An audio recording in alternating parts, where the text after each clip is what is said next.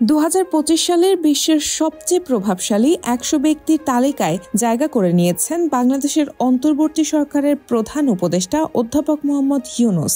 যুক্তরাষ্ট্রের খ্যাতনামা সাময়িকী টাইম বুধবার প্রকাশিত টাইম 100 তালিকায় তাকে নেতা বিভাগে অন্তর্ভুক্ত করেছে।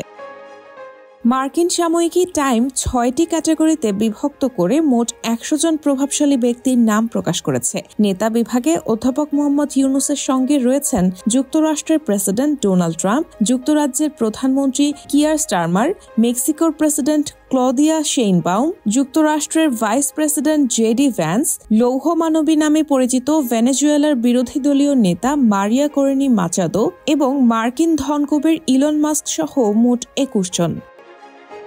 টাইমে প্রকাশিত তালিকায় স্থান পাওয়া প্রত্যেক ব্যক্তির সম্পর্কে একটি করে সংক্ষিপ্ত লেখা প্রকাশ করা হয়েছে।